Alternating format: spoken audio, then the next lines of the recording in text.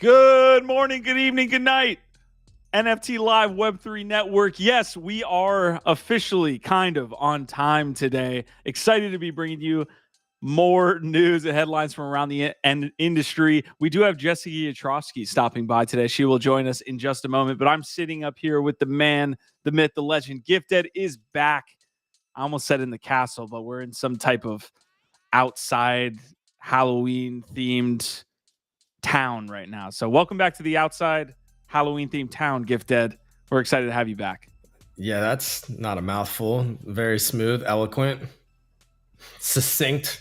Appreciate it. Happy to be alive, barely, but we're here and we're going to do what we do, which is cover the latest and greatest from around Web3. So yeah, thanks for holding it down, Q, while I was gone. I can always trust this guy to take care of everything, make sure it's all stays up and running, while I'm out of town. So thanks for not letting these, jack-o'-lanterns get out of control and burn the place down. They tried. A lot of people in chat wishing on our downfall here, Gifted. I don't know, man. It's usually an OVOT, but they're saying, hey, we're not going to start on time. We're going to fucking start on time. Prodigy saying, did y'all remove my YouTube comment? Genuinely curious. I had nothing to do with that. No, we didn't touch anything. What comment? I have no idea what we're talking about. I don't even know. It sounds like I'm making fun, but I actually have no idea what you're talking about. So that's going to be on your side. Easy in Crypto was first OVOT. This is the best damn NFT show in existence. A lot of OVOTs coming through. Extinct, just in case he's saying strap on those adult diapers, people. We're about to lift off. I mean, if you have to wear them. Yeah. I mean, hey, safety first, kids or adults. I'm not going to address the Halloween is a dumb holiday comment. I'm just going to move on here into the start of the show. I think we should. I think we just should talk diatribe. About this. I think that Halloween is a good time. But once you get above 35 years old, no, it's like... No. What is it? I what refuse is it to at believe that point? it. I would love for you to stop by my house and see how ridiculous it is outside right now because I go ham. I was watching Halloween Town last night. I'm just a Halloween maxi, man. I really am. Yeah. So Prodigy apparently, making political statements. Yeah, I don't know what type of censorship rules there are, so please don't get us banned. Whatever you do over there, please don't get us banned off of the platform. We respect everybody's opinions. Obviously, we're very against terrorists, but the politics. I don't know how YouTube is handling that. So please be gentle. It would be Prodigy. Like if we ever got canceled for the commenters, it would be Prodigy. Anyways, folks, this is NFT Live. We are here every single day, 1 p.m. Eastern. We take it off on Fridays sometimes. We're talking about bringing it here on Fridays as well, though. We might be bringing you NFT Lives later in the week. We'll see. Nothing confirmed yet, but we do take you around the industry and back within 1 hour. So appreciate everybody that tunes in throughout. Squashman, I see you there as well, dropping some breaking news from World of Women that we'll get to in just a moment. But guys, if you like the content, if you like our pretty faces up here, or if you don't, it doesn't matter. It just helps us if you actually like the episode here on YouTube. If you are new here, leave a sub if you appreciate the content. We'll bring some value to you guys, hopefully. But Gifted, anything from the GM Web3 morning show, and also hit that disclaimer before we get off and running with the breaking pieces. But anything from GM Web3 you want to hit on right off the bat? Look, listen, Q, you know how it is. We got to say it every day. Every gosh darn day that we're out here doing the darn thing, because it's for your safety and ours that we remind everybody we're not financial advisors. I know it can be confusing when you look at the immaculate black hoodies, the backwards baseball caps. I know it can be confusing sometimes. And you might say, these two fine gentlemen sure look like the type of people that I should be taking my financial wisdoms from. But don't get it twisted, fam. Yeah, we are not financial advisors, regardless of how we look. And we're not here giving financial advices.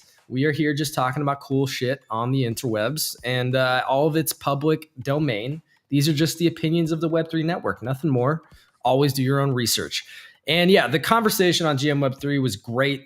of course, as always. We got a little bit into the SBF trial drama. Caroline, everything with her happening yesterday, the Goonie drawings.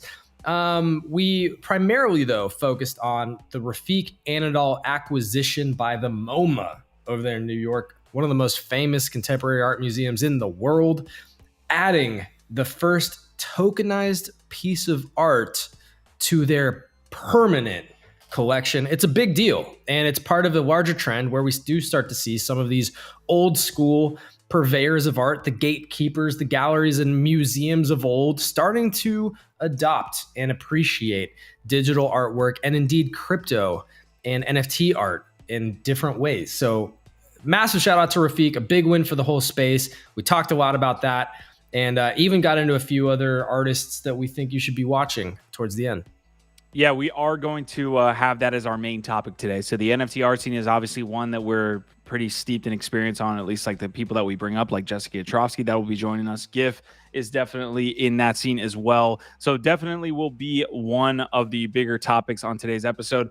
It was a relatively light news day. Like if you look across the industry, a lot of what was occurring was just kind of the fallout or the kind of think pieces were coming out on the news yesterday, right? We saw Ape Chain happening. The Pudgies are doing this. I don't know if we're buying the Pudgy cookies here, but they go live in about 2 hours. But yeah, a couple other pieces from yesterday. Magic Eden having that Pokemon piece. That was kind of talked about. Everyone is trying to figure out what the hell that means. So I guess they accomplished their goal with that cryptic video that we showed yesterday. All right. Yeah, this is going to be a topic too. For the love of God, please do Caroline a little bit better, I guess. The courtroom artist here absolutely destroying Caroline Ellison. So I love the pick of fucking SBF in the bottom too. That is wild. This pick, it deserves to be minted on chain. So yeah, we're going to be bringing you the Caroline testimony here that happened. There's a large thread that I actually have a link to that is basically going line by line, question by question for the prosecution there on Caroline Ellison, who is basically in court today. So we'll be giving you guys that too. Give any instant reactions on the Caroline Ellison drawing here. I don't. It's hard for me to say it. Look, if y'all have seen the Goonie movie, then you already know what I'm thinking.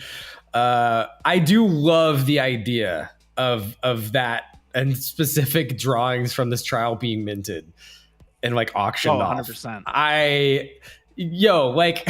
Use these pieces of art, these artifacts, to help pay back some of the damages done by FTX, please. That would be, I would have loved to own, if this was a 1 of 1, even a 1 of 5 or like a 1 of 10. I would love to own this piece, this masterpiece as an NFT. That's all I have to say about that. Okay, I am looking into the last Crumble Pudgy Penguins release today. So they're releasing some cookies. I want to make sure to get the right amount of information to you guys on the pricing and things like this. So we did have a question from Marty. Might as well go into it. So 12 handmade and freshly baked cookies assorted by the head baker. This, I guess, is the website. Do we have any Pudgy Penguins limited edition? Notify me. Coming soon. We got no price. But the core collection says $140. Jesus. Sorry, well, dude, that was not meant to happen. I'm so sorry. I did not mean to show my screen. Yeah. I'm so sorry about that. Sure. Yeah. I apologize. Well, you guys know what's coming. All right, no price action here. We have no idea what these Pudgy Penguins cookies will go for, but it looks like one of their other 12 assorted cookie collections is going for $150. That's a little pricey for me. But I guess it's a collectible piece as well. Like cookies don't go bad. Cookies never go bad. You're muted. I don't know if that's a true Q. I think that's cap. I'm pretty sure consumables like cookies do have a shelf life. A long shelf life. A long shelf life. Yeah. Yeah, and Extinct here might be referencing the coffins. Yeah, maybe we'll talk about that. Proof of coffins sold out. They have a cookie lookbook. I mean, the cookies. They look delicious. Wow. All of them look delicious. And do I want some? I do. Better than sex. Honestly, it's very interesting to me the way that like NFT culture sort of straddles this being a kid's brand thing.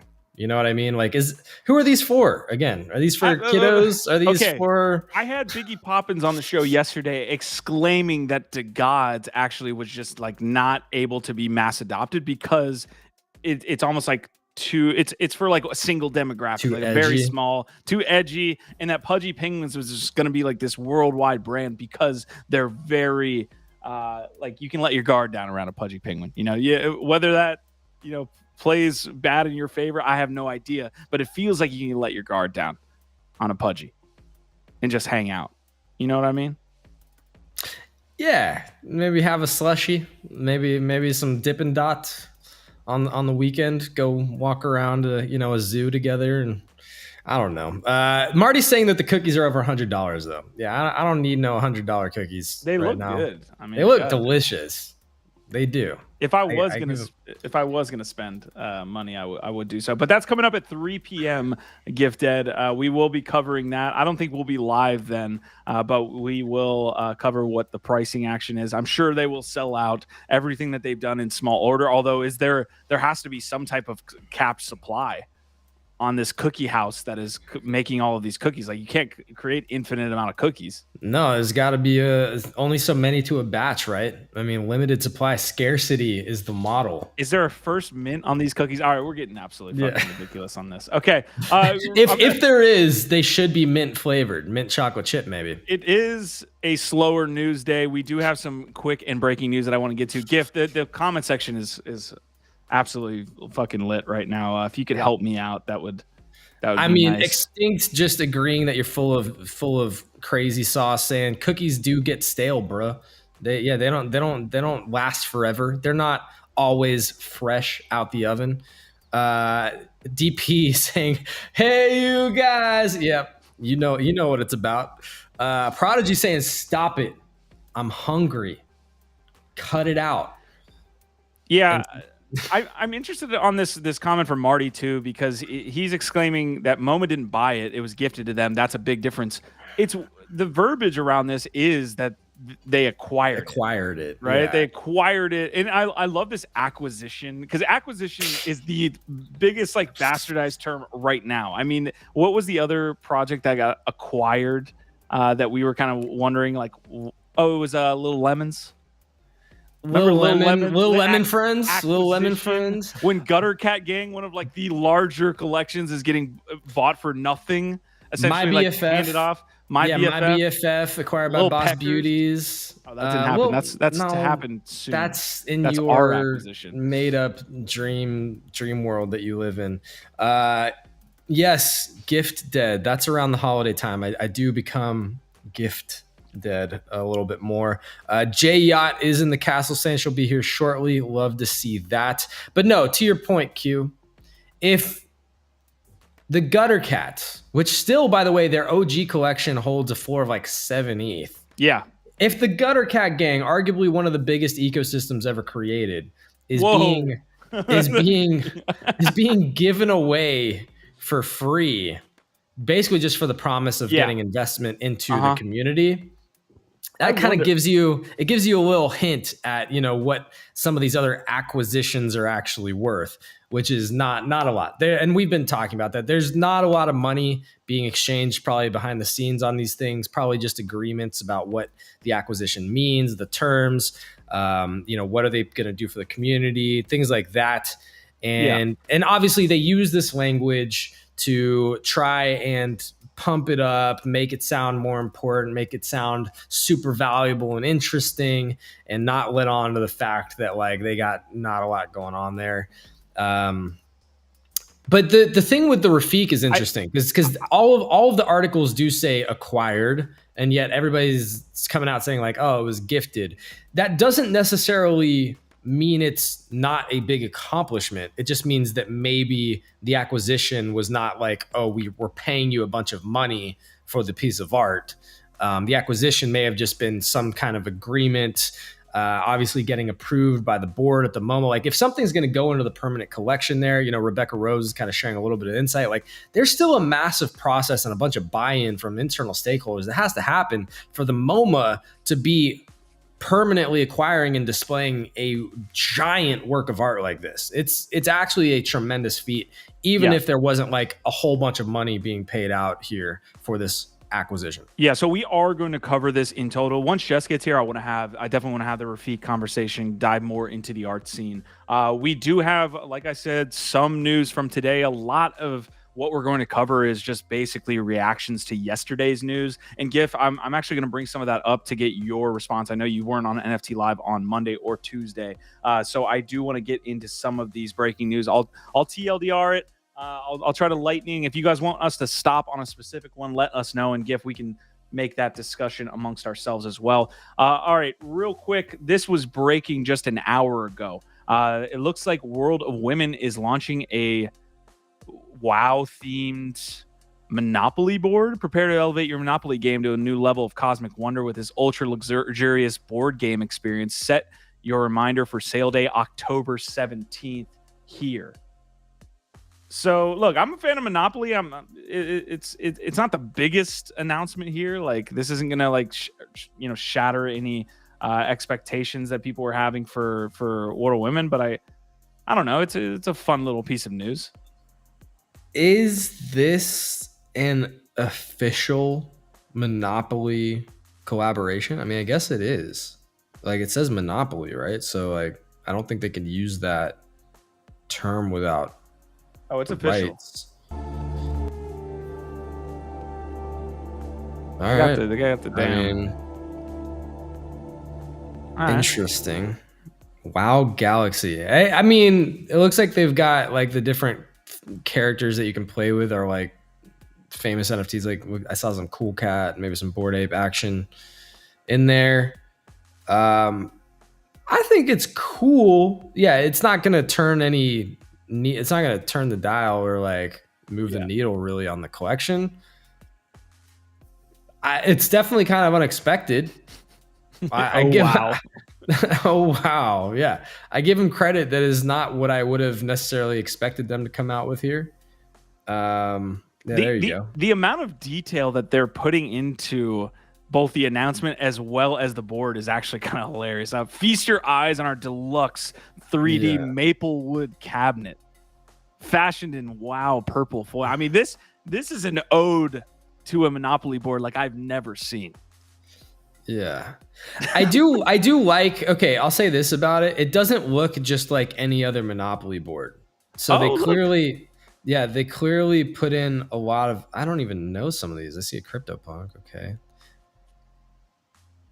I don't even know some of those collections, though, I don't think. But I think at least what's really cool is that it does look like this is a very unique Monopoly experience. Like everything about it seems very custom and like designed to reflect crypto NFTs or I don't know. So I would actually be very interested to play it just to see how they brought. Oh, look at that. All right, we got a trailer Maxi. Trailer Maxi. We're playing it. Squashman coming through. Look, Squash is putting everybody to shame here with the amount of info he's dropping pre-episode. Let's watch. He usually does that. Make the best player win. LFG.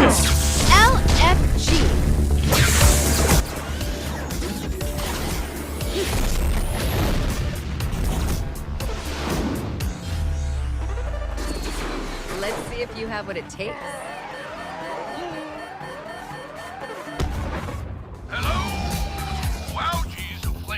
Planet 2468 love will always conquer hate. But this should be a fun encounter. Let them in.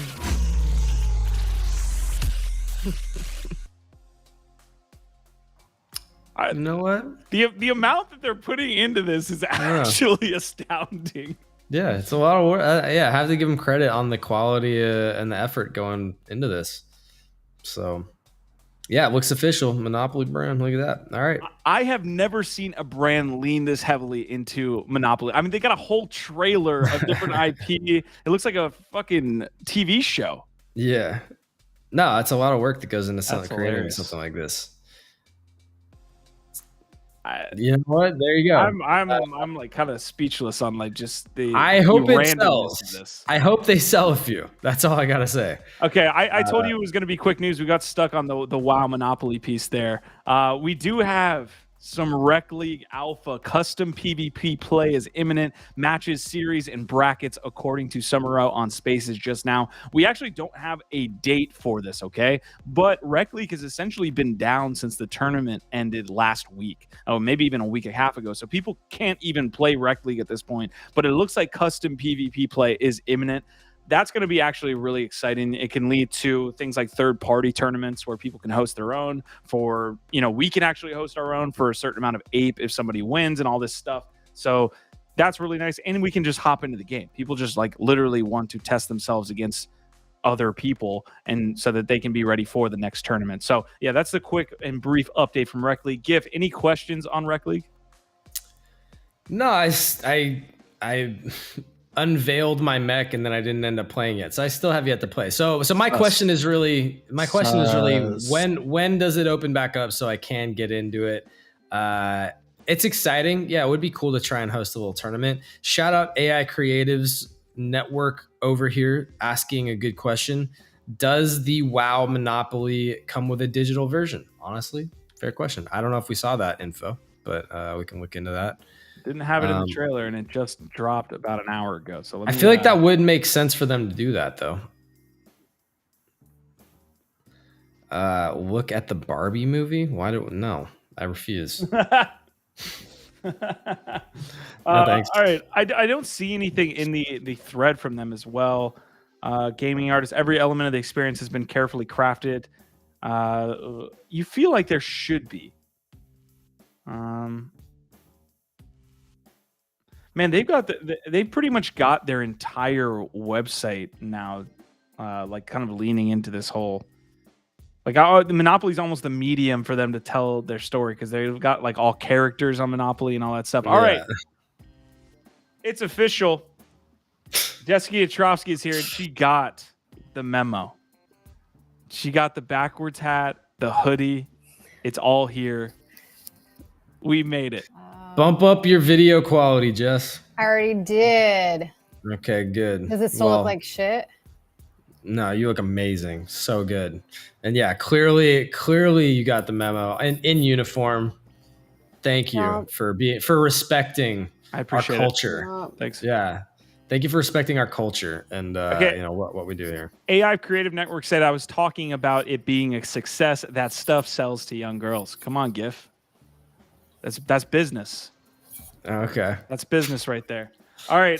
Covering the rest of the quick news and before we jump into this MoMA piece as well as some different art stories here, at least in that industry. ApeCoin is potentially going to be funding a ApeCoin Layer 2. This was proposed by Polygon Labs. This was the co-founder over there at Polygon saying we could make an affordable chain for you for $200,000 a year.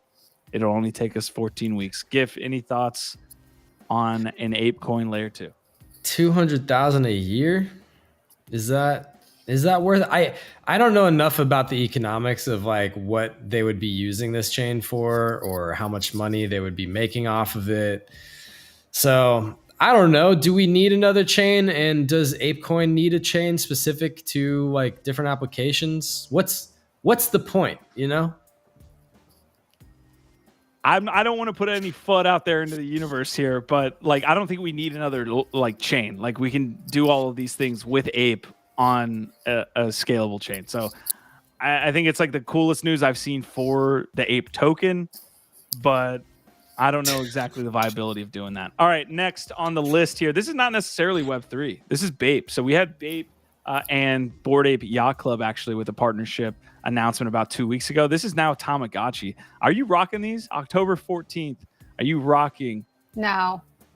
The BAPE Tomagotchi? No. No? No.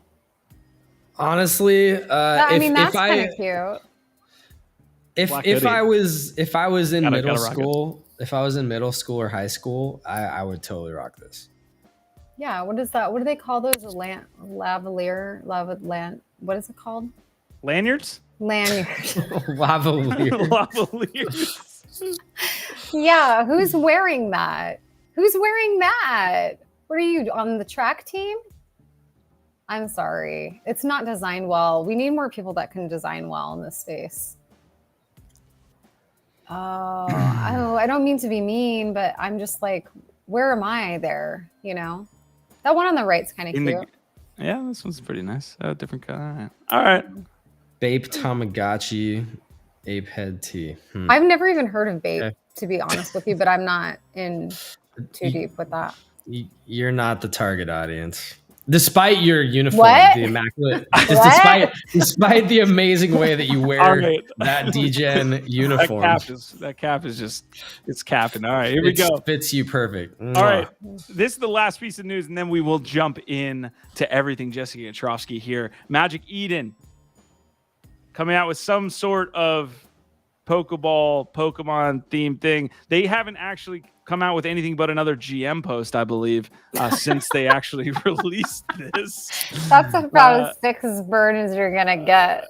Yeah, Yo GM was 2 hours ago, so we didn't get anything from this. I think both me and Gifted here are expecting some type of courtyard-esque situation where people own cards, and then maybe you have a marketplace that is now opened up to Pokemon cards and the digital versions of these. So maybe even a collaboration with Courtyard at this point.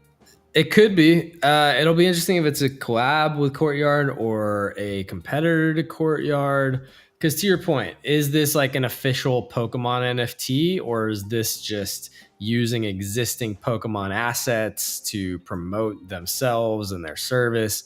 I don't think this is any sort of like even licensed Pokemon product. I think this is probably riffing off of existing Pokemon products and servicing those somehow with tokenization or a marketplace or something.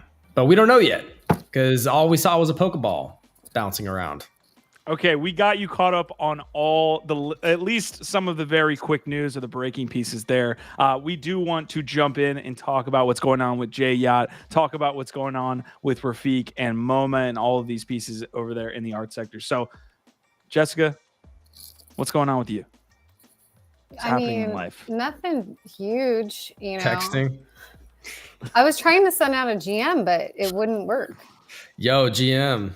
Yeah, I was trying to GM this little pic of my turtle, but it's not working. See, he's just hanging out here. Oh, it just keeps asking. Oh, does this do this to you guys where it keeps doing that? It Where keeps the just showing the city over and over again. I get when the GIFs just don't work on X all the time. I don't know. Maybe Yeah, that's it's a just a different pic problem. of him. Well, let's see if it works. All right, Jess. yeah. I need some links. I want to be pulling up things that, I that sent you're you- getting into. I sent you 2 links. So there's some stuff going on this week. So GIF has been privy to some of this stuff, but as you know, I work for NiftyKit. What a reveal. Wow. That was smooth. That was smooth. I didn't see it coming, actually. Yo. And we're doing some cool shit. We have an inaugural featured drops that's happening this Friday. So it's 6 amazing artists, including artists like Sabet, Nyla, art by Dario, Chun Li. I'm forgetting other people, but an amazing list of artists, and it's curated by your fave, Mike Mongo. So that's our first feature drop that's happening this Friday. So that's going to be really cool. Low mint price. We want people to like collect the whole like curated collection. I'm going to be curating one next month too. So it's going to be really cool. I'm really excited. They're open editions. So that's why I said the idea is to get all of the art, right? Not just like pick your favorite unless you're like super down. Then yeah, you're just gonna have to pick one of the 6 artists. But yeah, really, really excited about this. Myself, along with the team, have been championing this feature drops thing. And I think that it's gonna be a lot of fun. I think we need to bring some more like let's fucking go energy into the space and do more like curated things where people can like combine forces and share new work, and also do themed things. Like the theme of this is I am AI.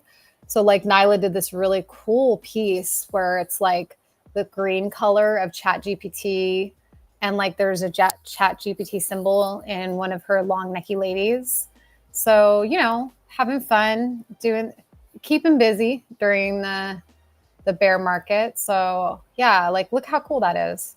I'm excited for Friday. There's a lot of stuff going on. And then, as you know, GIF, because you're going to be dropping soon with the open gem. Yeah, when Music Curated drops soon, actually very soon. Yeah, that's a whole other thing. I mean, there's so many cool things that we're experimenting with and trying, and bringing it to you guys, obviously, to test it out first and get it out there. And then I have so many collections with NiftyKit that I wanted to talk to you guys about something too that I'm announcing here first before I even do it to my holders. And that's, I put together like Discord, right? Like say what you will about it, but it's hard. I guess some people just can't keep up with Discords or can't stay in them, or like now with the way that Twitter is, and also the way Twitter kind of always was, it's hard to stay in touch with your collectors in those ways. And then people don't want a KFC, so you don't have their email and like all of that. So it's like, you know, I think we're just calling it KFC from now on. KFC. So what I did was I put together, and that's what I sent over to you, Q. I put together this page because I think I was talking about this either last year or early this year, that I put together my own curated drops, if you will, for 707 key holders. So like these are the collections. And so like the keys, if you're a key holder, those bottom 3 keys, those are free mints for you guys. And then these are all of the art by the artists that are essentially free mints that you get when you're in 707. And I felt bad because every time I was like tweeting out and or putting in the Discord, like people would inevitably miss it. So I'm like, I just put it on one page so you can go, you can redeem all of your stuff and make sure you're all caught up. And then if you've attended an event, there's like a redeemable button down there where you can get your tickets and all of that. So I'm just trying to make it like a one-stop shop there. Yeah. And then you can sign up to KFC yourself I'll let you know. And there's stuff. I don't know what Chona means. What does that mean? Shouting out Choina. We don't always get to see Choina live these days because they're busy. So shouting out Choina in the chat. Great to have you here with us. I was like, I thought it was like some slur at me. I was like, here we go. Like that's what you get here on NFT Live. Yeah. Listen, we had like an hour to an hour 15 long conversation today in the GM Web3 Morning Show, like about Refik and about MoMA and about where the art scene is, and just as a consumer, or as a when I say consumer, I mean like I consume the art or I view it more than I create it. I actually appreciate like this move into more mint passes and move into like curators that actually know what they're looking at and know what I need to be kind of getting myself involved into, so that I, can kind of get in and dabble into the ecosystem. That's what I see with these curators. And like, that's what I'm seeing with 707 here now, where you're curating different artists that I might not even know about that I should be aware of. Yeah, for sure. I mean, I think it's tricky because like I did the key thing, what is it, 2 years ago now or something like that. And now people are doing like the social keys, which there's some confusion there, but I'm not saying that I'm cool or anything like that. I just mean like, I'm trying to. You can say it, Jess. Friend Tech was your idea. No, Friend it was Tech not. was your idea. It's okay. You can say it. Because I wouldn't even join Friend Tech because I have a problem keeping up in my own Discord. So like, geez, like what would Friend Tech be like? Like they would just pillage me, like be so mad like that I'm not offering stuff. But I think with the curations, it's essentially my taste, and then I'm putting it forth to people that are key holders, and if they want to grab a piece, they can. If not, but it's not open to the public, like people that don't hold the keys. So that is in its own right, like its own sort of gated community of people. But it's not that it's not open to people to grab a key and then be able to, you know, mint these works. But that's actually gave me a good idea. Like, I should have made all of those soulbound, you know, at a certain point, so that they can't just like put someone's work, like can't put Gabe's work on the floor or something like that. But the reason why I didn't is because all of the secondaries are set like straight to Gabe's wallet. So if I partner with any artist, like all the secondaries go to them, should people like sell and trade them. So I think that's kind of cool, especially if you have like multiple keys and people have like put stuff in different wallets. That could be like a smart move. But I don't know, like, are people really even trading and selling NFTs in the same way right now? So I don't know. I'm just trying to put something together that brightens people's, you know, days and their collections and their wallets. There was something else I was going to say about that too, at the soulbound part. But oh yeah, I'm doing like a snapshot tonight. By midnight, I'll probably have everything updated, because people buy keys like over time. So I want to make sure that whatever key holder you are, that it's updated, that you can go in and grab your mints if you don't have them yet, or if you maybe like put your key in another wallet or something like that. So I'll snapshot it later this afternoon, and then those will be live probably by midnight. I feel like the idea of leaning into, you know, art for art's sake and not having that like be tradable, I think is a really interesting idea, because we people are talking about it now, but I don't know how many people are actually like leaning into to just like, hey, this is just, I'm just collecting art. Like, why does it have to have this attached to it? And what, you know, as much as we cover floor prices and things like this, like I think there is an element of art just being there to collect and not feel like you need to monitor the floor prices 24/7. I mean, that's the luxury or like the freedom that you can experience probably with Soulbound, is that you're just kind of declaring to everyone that you don't care. I want to do that with a collection coming up. I'm going to see if it's a good idea to do it, because like I don't see a lot of secondary on my work. And I know like when we have the royalties discussion, I'm always kind of on the fence about it, because it's like I want people to get royalties. But at the same time, like one of my first projects was destroyed by a bunch of degens that bought it and then just threw everything on the floor while I was still actively selling a project. So like if it were soulbound, that wouldn't have happened, you know, for that particular project. But for maybe like another collection, you know, I wouldn't do that. So, you know, hindsight's 2020. Yeah, the whole like interplay between collectors and artists within the space is just, it's very interesting. It's one of the novel new things about the space, is that collectors have different ways to access artists have different ways to access collectors. And then what does that dialogue look like? How does the technology come into play, the markets? It's a fascinating topic. And as you know, I think a relevant thing to this conversation, I wanted to throw this in here and get your thoughts, Jess, on one of the scandals that absolutely rocked the TMZ, I mean, the Web3 industry here. You know, one of the challenges potentially with these mint passes is the contractual obligations aspect. Maybe artists changing their minds, or there being arguments behind the scenes. So Matt Kane recently did a thing with his rare pass obligation. So if I actually switch over, this is the SupeRare rare passes. They're, you know, doing their best to provide a valuable service, curated experience for rare pass holders. And you can see here the most recent drop was this Matt Kane drop. And whatever happened, again, I don't know if it's super clear to anybody exactly what happened between, I guess, the SupeRare team and the artist.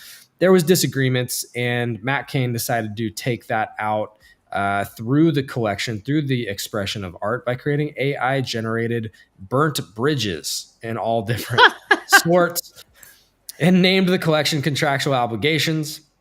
So I'm curious about, you know, we had all different. And then he put it on SupeRare. Like his issue was with SupeRare, and he put it out on SupeRare. this was the contractual obligation, is like they launched the collection because that's what he was contractually obligated to do for the rare pass holders. No, like this is what he delivered for his contract. I like this. And so, yeah, that's that. I want your take on this. We had all different types of opinions on this from, it's kind of shitty for him to not really do what he was paid to do, but kind of take it out on the community. But he did, though. People like Quantum just saying like, oh, I take the artist side no matter what. So yeah, I'm curious your take. It seems like you think that because he delivered something, even if it wasn't what was expected, what did he and promise? it was. I think the people assumed that they were going to get Matt Kane's kind of like artist, his style. Yeah, and what this he is does. so far away from that. This is nothing like his current. But didn't they? So they already got a piece of his. No, well, he's had success. That's what I'm saying. Matt Kane is a well-known artist in the space, so people buy into this rare pass experience, expecting they're going to get Matt Kane's work, whatever it is. But this is cooler. It might be. I guess that's the question, right? So I'm just curious. It seems like you're feeling like, oh, well, he delivered something that's unique and different, so you see no issue. Yeah. You think it's a good move. Yeah, no, I think that this is a funny statement. I love them that he's like jumping off the bridge. Oh my god. Yeah, these are great. These are really great. It's not really about like the image in this case. It's like the intention. Where do you see yourself in back here? Are these all titled different too? It looks that way. Oh, and you're like, people are angry, like, because I would be angry if the artist put out art that showed no effort, Well, I think because these are AI generated, that it's probably a lot less effort than he normally puts into his work. It's probably part of the concern here, but it doesn't mean that there's no effort. Obviously, there's some thought and intention that went into it. Well, it's all like intellectual effort. That's why this is even better. Like, I would be proud to own one of these, like having known the backstory. Because a lot of times, like, when somebody tells you about a piece of art, they have like a story about it. Like, I have art in my house where I can like talk to you about it. And that's what makes it interesting. That's such a good point, because this event has basically made this collection more famous than it would have been. There's no way that whatever Matt Kane put out on SupeRare or was going to before they had this tiff could have been more popular than what it is now. Yeah. Because people are going to be like, oh, so-and-so doing their squiggles again with their primary colors. It's like, cool. Like, how many of those can I own? Like, this is what you would want to see, the evolution of the artist, and collect from all of their periods, right? Like, what is it? Picasso had his blue period and all that. No FUD. I'm just saying. Actually, so Snowfro did the squiggles. Is that the squiggle dude? Okay. Jesus. Here it comes. I was taking a walk in Brooklyn a few weeks ago, and I came up on this block, and there was a tote bag on the floor, on the ground, which is usually people will leave stuff out and, you can take it. Like, we call it like stoop shopping. So someone left in the front of their stoop a tote bag, and it was a Squiggles merch, that very cute tote. I was like, should I take the tote and dump the stuff out in the bag? I'm not a Squiggles holder. And I'm not a Snowfro person. I don't know. So I'm like, I opened it up, and it was like, there was a how-to for dummies book inside. And it was like, how to what? I got to find it, but it was very, very funny. And I was like, this just encapsulated like the space and like where this person was at that left the Squiggles tote out with this how-to book. I was a broken person. I laughed so hard on that walk home, all by myself.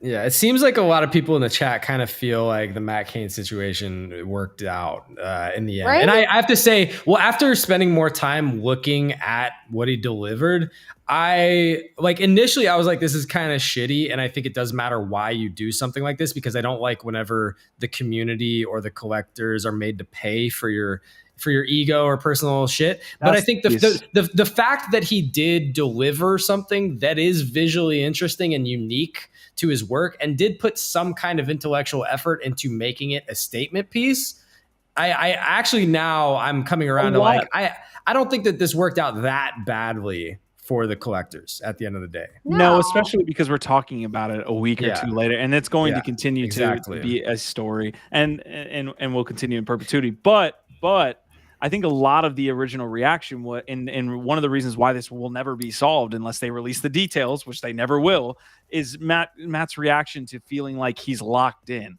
Like, we don't know what happened.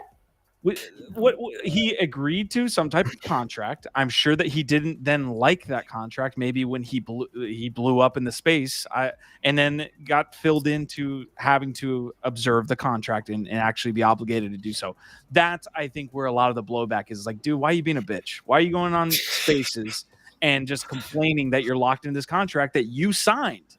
But again, I don't have all the details, so that's why it feels like we're running around. The thing is just we don't have clarity on if SupeRare did something shady or tried to change term. Like we don't know NDA? That of it. I don't know. We don't know. The thing too is like just I don't like all of the partnerships that I've done. Like we've never really signed NDAs. That's why we're able to go in and talk if we'd like. Yeah. And I mean, look, at the end of the day, he agreed to something that then he made a big stink about having to fulfill on. And that's why people kind of feel like he was being a diva. But again, I don't feel as bad about the situation, given that it got so much attention. It is something unique. And he did deliver something with at least a little bit of interest. I didn't even see the floor. And how much were they going for? I don't know. Well, these were basically, they are given to the collectors of the rare pass, right? Okay. So I'm taking notes here for myself for my next projects. So contractual obligations is sitting at 4.4 ETH. Not too shabby. I see a floor price of 7.7. That's still a lot of money. This is OpenSea. Oh, that's on OpenSea. Okay, I'm looking on SupeRare. So okay, on OpenSea, that's probably I mean, that's for it, the mint passes alone just went for 6 ETH. Like one was just sold for like 6.5. Yeah. It's crazy that people are selling that. Go ahead. I've seen really bad AI. You know, this isn't really bad AI. It's not the worst. Yeah. So again, I think it's all going to work out okay, probably. I found this pic. So okay, what does it say? So it was this. I found this tote. Right. I came upon this tote. Right. Yep. And then I said, what's inside?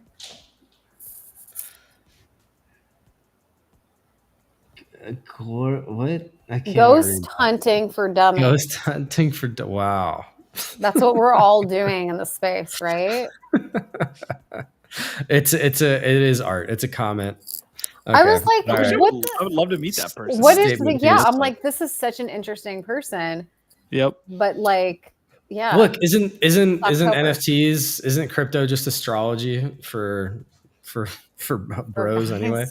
Bro math, guy math, whatever.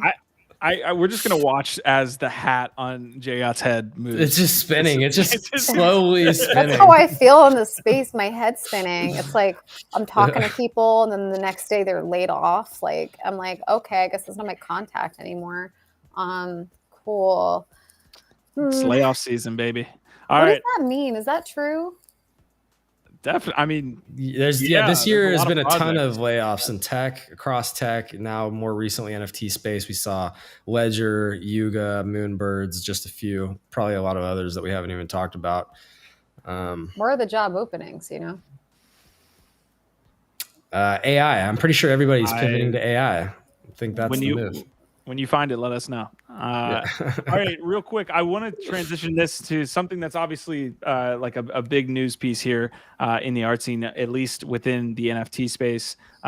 Is that Refik Anadol's work unsupervised was acquired by the Museum of Modern Art. I would like some detail here as well, Gif. I know you were talking about the specifics around it being one of the first digital art pieces to actually be like acquired by the museum. All of this stuff. And so let's jump into it. I mean, I want to get your reactions. There were the reactions varied on the morning show, so I'm interested in that. I don't think it's the first digital art or anything like that, but I think what they said is specifically this is the first tokenized piece of art, tokenized artwork that is acquired by the MoMA as part of their permanent collection. Why do they call it tokenized? That's so weird. Because it's tokenized. It lives on the blockchain. It's an NFT. That's their way of saying NFT without saying NFT. Got it. Jess. Okay. It's just weird because isn't he a man of color as well? Oh my God. I'm being fucking serious, you guys. Tokenized art, and it's like this, you know. Yeah, you think the MoMA I'm not has the only one who been, fucking thinks this. Please. You're not. You don't think that the MoMA has been collecting diverse. When you art? no, well, first of all, that's a whole other show because I've got a fucking bone to pick with them. But when you said that in passing this morning, and I was half listening, I was like, "That's super weird." Tokenized. They're collecting tokenized art. Like, whoa.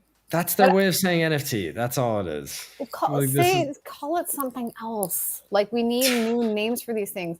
I did click on this and I looked and I said, you know what? I enjoy this. A lot of people do, which is why this has happened, because this has actually been part of the exhibition at the MoMA. And they're going to keep it like because a year. People don't go to museums, so they're going to keep stuff like this. Yeah. Whether or not they deem it to be like high art or whatever the hell. But I think there's this movement. There's always been this movement of these like glossy installation based works in museums, or I'm thinking of like Oliver Ellison. Like he did this. Well, it was kind of ramshackle, but it was serious. It was like this waterfall thing in the middle of the Hudson. And then he did some other pieces. I don't know if they were in the MoMA or in Guggenheim. I can't remember. My memory is like not doing well, like in general, because of this space. Like we take in so much information every day that my art history is starting to like, scared of saying NFT for sure.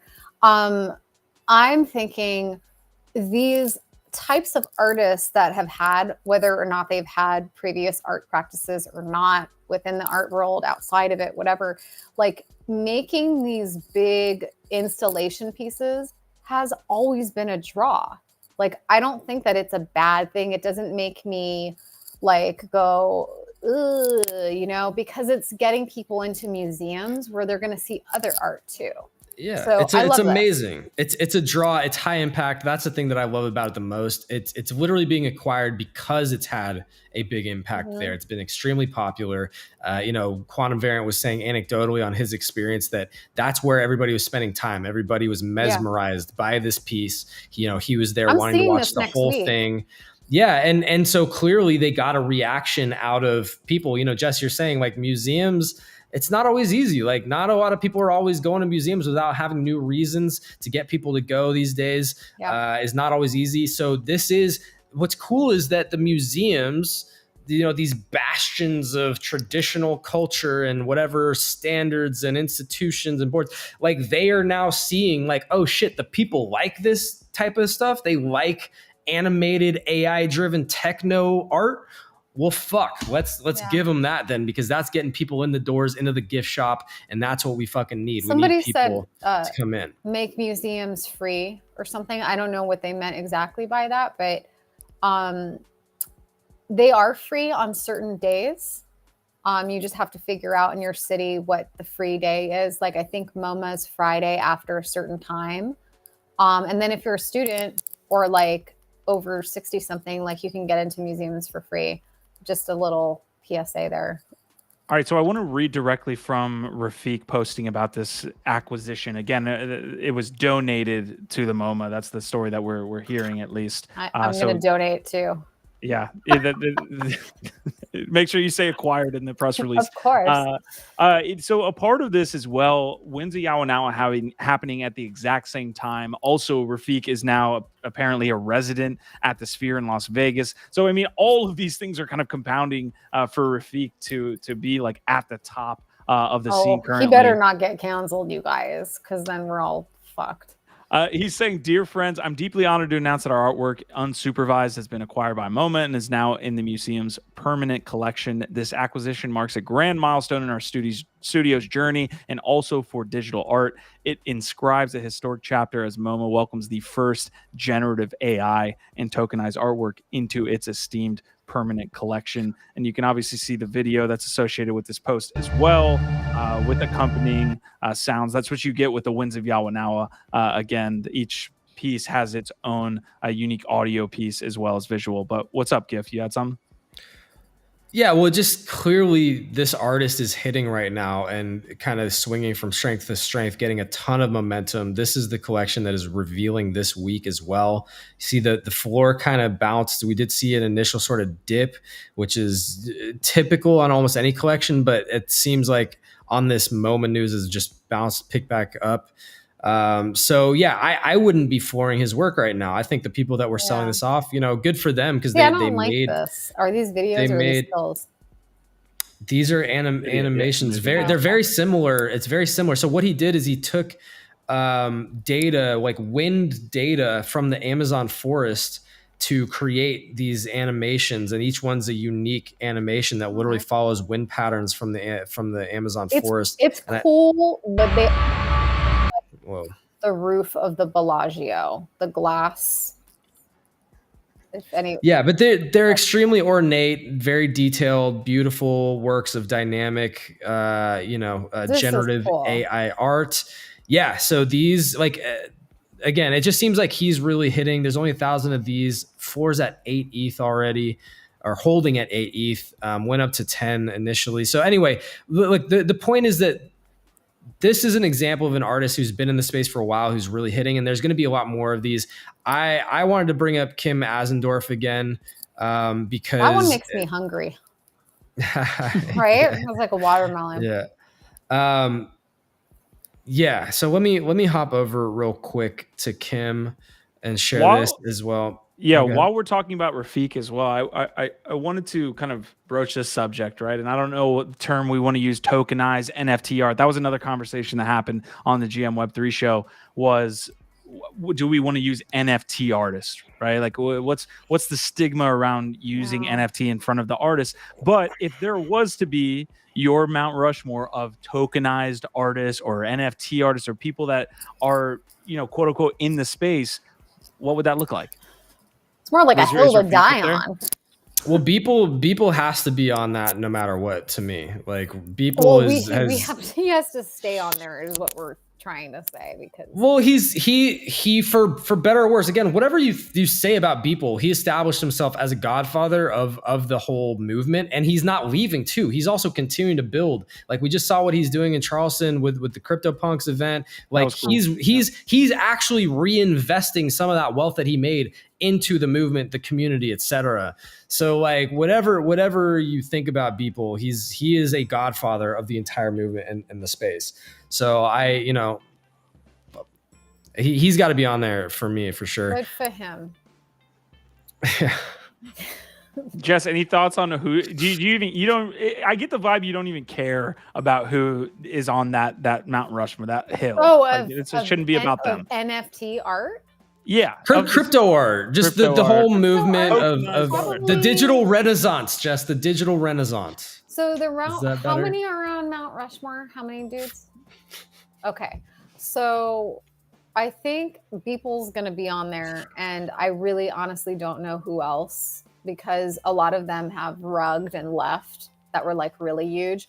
Pack doesn't count because like, what are they going to be, a fucking symbol or some shit on there? Like, they can't be a non. They can't be a non. That's a good point. I agree with that. That's the thing, is who is not a non and done really like big things in the space. Snowfro. I think Snowfro has to be on there. I think. Is that a person? Like, do they have an identity? Yeah, Eric Calderon. Okay. So maybe Snowfro's on there. Is there like a big art blocks person on there that you put on the Mount Rushmore?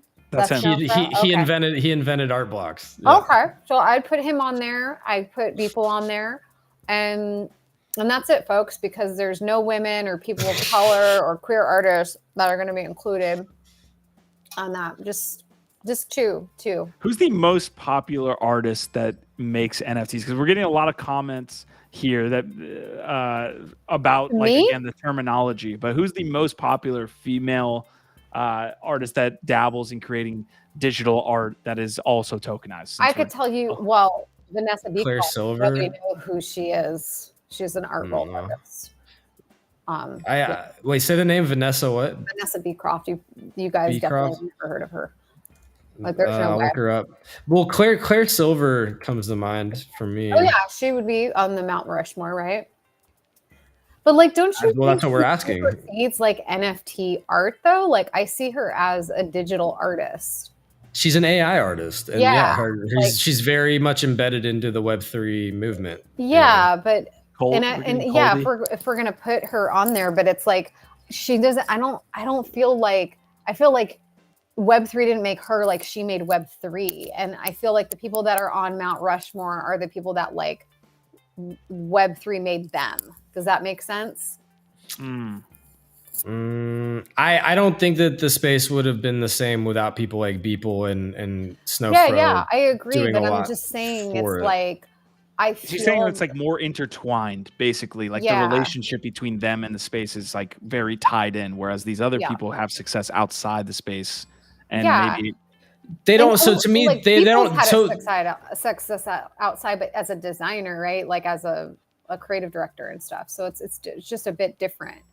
It's not different, worse, you know. But I think you have to be directly intertwined into the space to be on the Mount Rushmore celebrating the space. So it's like that's why I said two. Josie's a good one. The thing with Beeple is that he obviously was a popular digital artist, and maybe he was a creative director to some success outside of that. But the thing that made him somebody that museums are now looking at and made him a world famous name is capitalism. But it is more specifically, it's Web3 and this digital renaissance and this moment and NFTs and all of this stuff being tied, having your name inseparably associated with this moment in art. But don't you think it's because of the one-a-days? It's like there's something about art that is the endurance art that is going to kind of cut through a lot of things. So he gets to say, like, I did these one-a-days for X amount of years. Whereas, like, if you came in and you were like, hey, I'm making frogs on logs, like you wouldn't be taken as seriously. But if you were making frogs on logs for like 20 years, like maybe people would be like, we need to pay attention to this maniac.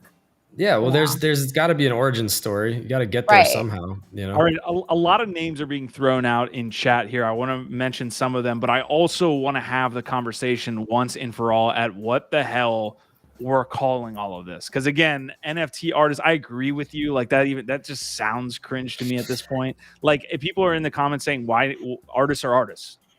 That's what it is. So I want to have this convo.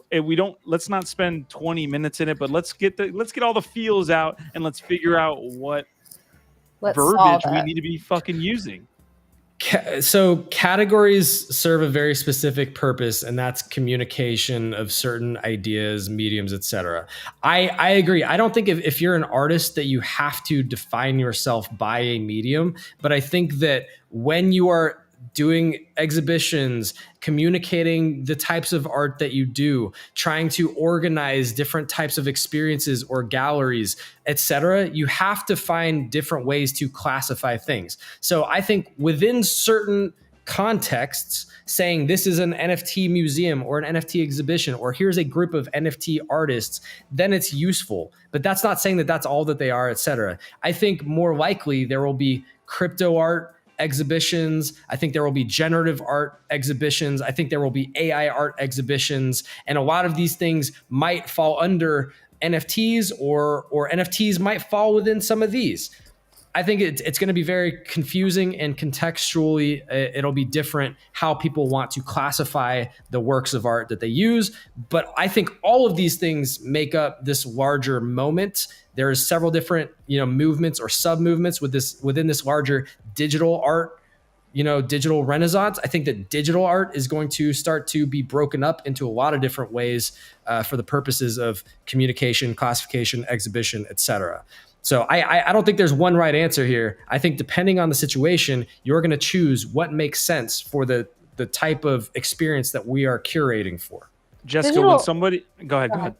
Oh, I was just going to say digital art is tricky too, because like, you know, I was going to school with artists that were making quote digital art, you know, and that was like their medium that they were playing with. Or if you look at like video installation art of like the 60s and 70s and the 80s, like there's been these movement. It's not new. It's where we're putting the art out, like on the blockchain, like we're publishing it on a blockchain and we're not putting it into a white cube.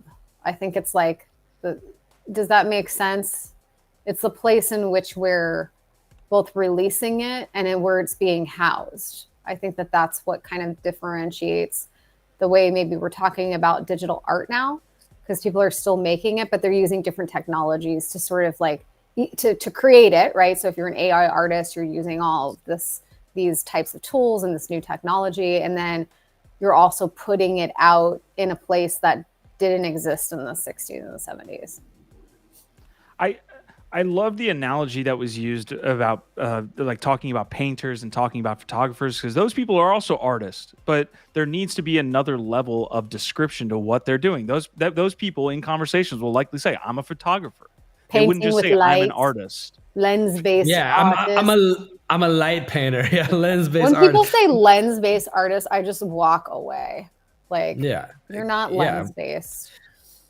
You can lean into being as pretentious as you want about it, or just understand that like classifications can be helpful for communication and contextually can mean different things.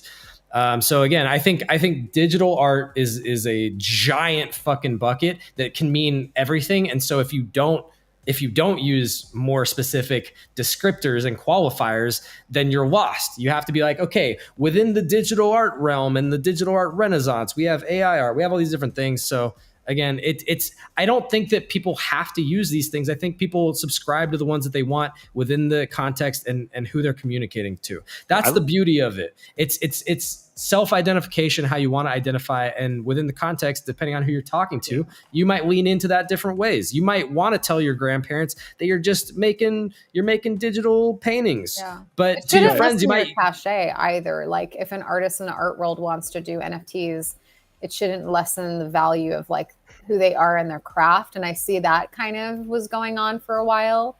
And now people kind of have circled back and just decided like, okay, well, we're going to put together, you know, collectives that have street cred in the art world. And that's how we're going to put out NFTs under these collectives that like stand for quality or stand for like bougie shit, like whatever, you know? And like, I like that too, you know, like get on the blockchain by any means.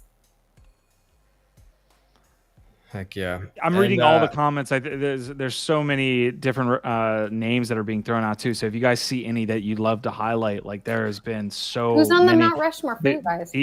Choina's mentioning Tyler Hobbs. Tyler Hobbs is interesting. Justin Aversano is an interesting one. I do think that he was early and has done some interesting things. I don't know if he's at that level of like a Beeple or not, but to me, Xcopy, Tyler Hobbs have arguments you could make probably. Wrapping up that last combo just very quickly, guys, because we do have to run here. Actually, we've been live longer than an hour. Like if someone's approaching you and asking you, you know, what do you do? Well, what's your answer? Like when it comes to your art. No. True, and then run away. Hit him with your squiggle bag and run. I'm going ghost hunting. That's what I do for a living. What was the question? Specifically, I think when someone's asking about your art, like and you're creating, what are you doing? Well, how do you answer that?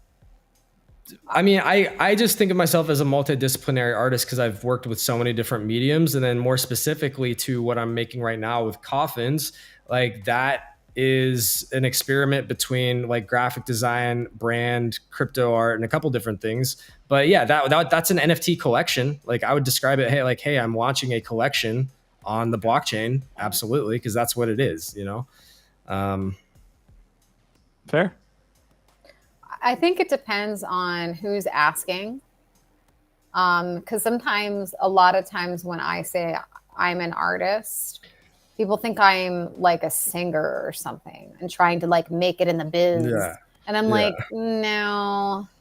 And I also don't like talking about it necessarily because like the work is so layered and like I am multidisciplinary, multi-hyphenate, whatever. Yeah. But specifically, you're definitely a writer, published author, poet, and a photographer. I mean, like those are two themes that I feel like are consistent throughout all of your work. I would also say for coffins, like it's very important to me to mention that that's generative art. I do think that the generative art aspect is key, is really interesting because that also speaks to your interaction with the blockchain. Like your input into it actually matters. When you mint, how you mint, you know, et cetera, like that actually matters to the final output, the work. But I was about to say, like, you know, it doesn't matter because you're putting like pen to paper or pen to tablet or whatever. But like, I honestly think like, because I was known in school as a performance artist, like, you know, having studied formally like painting, drawing, and sculpture, and then like throwing that all out and doing like live performances, that's all like conceptual art in a lot of ways where you're left with nothing. Like people just go and they see the performance and that was the art, and it's ephemeral, you know? So experience. Right. So like if you're thinking about like, if someone's like, what do you do? And you're like, I show up at a place and I do a thing and then people write about it, or maybe someone snaps a photo of the performance or something like that. It's hard for people to kind of get their minds around that, but it's not, do you know what I'm saying? Like there's things like that I think can be described, but they're no more or lesser relevant as an art practice. It's just difficult to kind of like explain what it is you do at a time in your career, right? It's like, oh, I'm writing a book. Okay. And then they get that. It's like, oh, I'm doing a Fluxus piece where like everybody just gets together and makes sounds. Or like, what? You know, so it depends on what kind of art you're doing, you know. For the majority of these conversations, I'm a fly on the wall and I'm kind of listening and learning from you guys, but I'm also kind of formulating the way I'm thinking about a lot of this stuff. And it reminds me a little bit of when maybe cameras were first invented and photography was first invented. People that didn't understand that technology, it's hard to explain that to them. And it feels like maybe that's an analogy you can make to this new tech. Until they understand, until people get it, there's not going to be a really good way to explain this stuff to them. In the same way that someone doesn't understand, what do you mean you can, you know, take a picture of something like that's never existed before? I don't get it. They thought you were stealing their souls, bro. Like people were actually scared of it, you know? That was like a different time, and we were taking pictures of indigenous people. So anyway, all right. I don't think anyone in a newsy cap was like, hey, don't steal my soul, Sonny. You know, like, no. Dude, the general populace is not that intelligent or technologically savvy. But anyway, y'all, this chat has been absolutely lit. Shout out to all of y'all out there. Extinct saying Snoop Dogg for the Mt Rushmore. You know what? I think there's a case you could make there. I don't know. He's one of the few that has really been out there. So I don't know if you'd be on it or not. Too. Doesn't matter if they get it. I said, no, it doesn't. But if you're trying to sell merch, it does. Yeah, if you wanted to take on and have a bigger life outside of, you know, the immediate experience, then like people have to be able to describe that and explain it and understand it in their own ways. That feels like the plight of the artist, to be honest. Yes, I understand it, but getting other people to understand it. Yeah. Squash Man, like Merce Cunningham and John Cage, and like, you know, they were moving in art movements like when they were, I mean, they're dead, but you know, God, are they both dead? Yeah. I think that they were working in different disciplines too, right? Ones that were financially viable ones where they would be like hired to do things, you know, and then ones where they would just come together to make art simply for the purpose of making art and sharing it with a community who wanted to be present for that art. Are you guys going to bed now? Bedtime? No. I'm listening. Does seem like the consensus is a big no on Snoop. So sorry, the dog father will not make it on. Yeah. Is that Listen, because it's of hard to his get top NFTs? 4. Yeah, on the Web3 crypto art NFT Mount Rushmore, he's not making it What apparently. about Grimes? Didn't she like do Nope. some? What did she Nope. do? What did Nope. she do? Nope. All right, folks, I do want to transition us out of the combo. Any last thoughts? Anything you want to plug last here, Jessica? I can get the links. I can do anything here on the show. Did you say you want to plug last year? No, anything you want to plug. Are you last. groping me? What's going on over there with your hands? This is my like Oz because I'm behind the scenes. I can do anything. No. Just like check out check out if if you're a key holder and you guys got some things to redeem. And and then come around, stick around. Definitely sign up for the reminders on NiftyKit's X Twitter account, so you'll learn when GIF has his coffins coming out. So that's going to be really dope. You're going to be, I think, only like the top 2 or 3 artists that have done an open gen so far. So that's really exciting. You're one of the first. So yeah, check that out. This is the first I'm hearing about that, by the way. Really? He's keeping it from you. You guys aren't as close anymore. Yeah. We show up here. We kind of just like Trouble, go live. Trouble in Paradise. Yeah. Look, shout out to this guy. NiftyQ actually picked up one of the 10 OG coffin blueprints. He didn't get token. He didn't get token 1.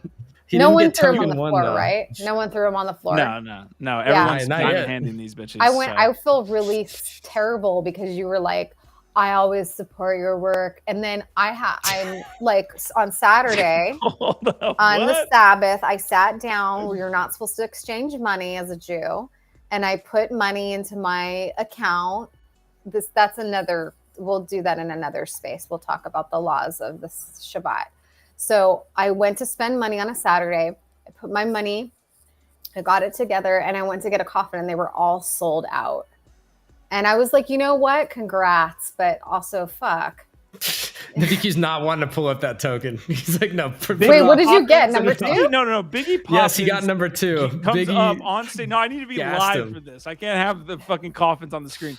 Biggie Poppins comes up here and talks about community, talks about friendship, talks about all of these things, and then front ran me with gas. Gassed him up. He gassed him up that gas to actually mint the first coffin, which actually did he knew he was beating you? Oh yeah, it's the only complete set. It's the only complete set. Yeah, of the blueprints. The rest are like individual coffins. Biggie got the complete set for the proofs. Yeah, so easy. So this is just like a special blueprints, like limited, only 10 of some of the original design work that's going into it. This does not actually show you what the final collection is going to look like really at all. Those are dropping November 13th. That's what we're aiming for. It'll be an open edition, inclusive open edition, dropping November 13th in partnership with NiftyKit. This was a very special early, if you know, you know, type of thing. Who got just the pink one? Just 10 of them. Food Mascu.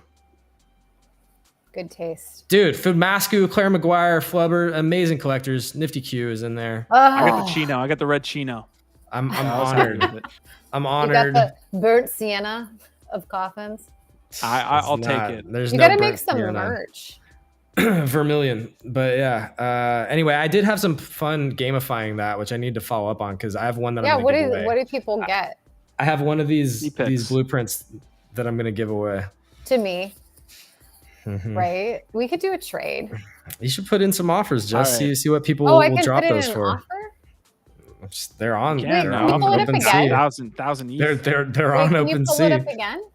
Proof of coffins. It's a low supply, so just it's only 10. When you make it's your only offer. 10. No, but you said there's one available that's not listed. No, none of them are. Oh, I have one that I'm going to give away. I minted one to give it away. Oh, where is it? You said you minted it. Wait, which one is it? I think it's the suede one, maybe. Okay. I don't know. Is suede like blue? It's like kind of that navy-ish, bluish color on the right. All right. Yeah. that we're looking at. I like how me and Q were like, I don't know about that color. Listen, I got my chino. It's going to be a foolproof set, but thank you, Biggie Oh, Poppins, if you for got yours would excluding. match then if you got the blue. Why would it match? What do you mean? Like the blue and the red. They would look good together. Oh, I see. Yeah. Yeah, very Ralph Lauren. Listen, I don't want to be a whale for these coffins. I want it to be a fully dispersed drop. I want 10 unique individuals holding these. Okay. Well, that's very noble of you, but I want that coffin. I want that blue coffin. All right. We are going to end the episode here. Gif, I do want you to pick a winner. We had a giveaway while you were driving to LA yesterday. We were asking people to. You were giving away your car. Yeah, your car's no longer there. That's what's happened.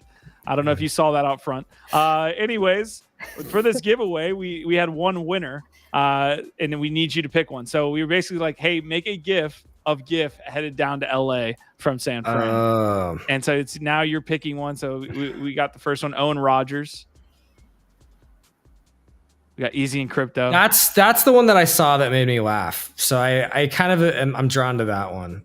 I didn't see this one. That one's really pretty good. That one's Whoa. pretty good. All right. I'm coming. That one also Wow. kind of made me laugh, but also made me feel What very is uncomfortable and slightly violated all at the same time.